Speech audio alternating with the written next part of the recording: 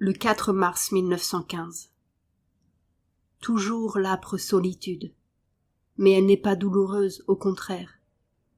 En elle se révèle plus clairement l'infini et pur amour dans lequel la terre entière est immergée. Par cet amour, tout vit et s'anime. Les pires ombres deviennent comme translucides pour laisser passer ces effluves, et la plus intense douleur se transforme en puissante félicité.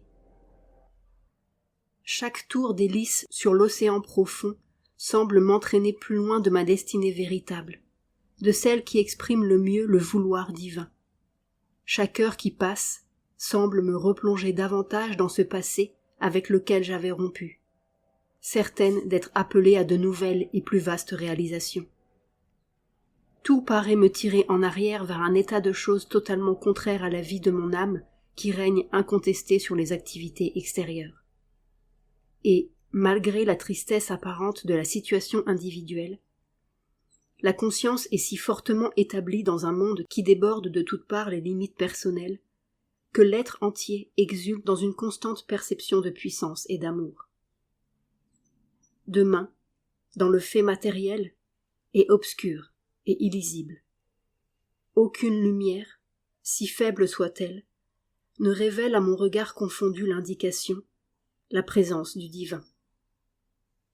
Mais quelque chose dans la conscience profonde se tourne vers l'invisible et souverain témoin, et lui dit « Tu me plonges, Seigneur, dans les plus opaques ténèbres. C'est donc que tu as établi en moi si fortement ta lumière que tu sais qu'elle résistera à cette périlleuse épreuve. M'aurais-tu choisi pour descendre dans le tourbillon de cet enfer comme ton porte-flambeau? Jugerais-tu que mon cœur est assez fort pour ne pas défaillir, ma main assez ferme pour ne pas trembler? Et pourtant, l'être individuel se sait impuissant et faible. Lorsque tu ne manifestes pas ta présence, il est plus démuni que la majorité de ceux qui t'ignorent ou te négligent. En toi seul est sa force et sa capacité. S'il te plaît de te servir de lui, rien ne sera trop difficile à accomplir, aucune tâche trop vaste et complexe. Mais si tu te retires, il ne reste plus qu'un pauvre enfant capable seulement de se blottir dans tes bras et de s'y endormir de ce doux sommeil sans rêve, où plus rien n'existe que toi.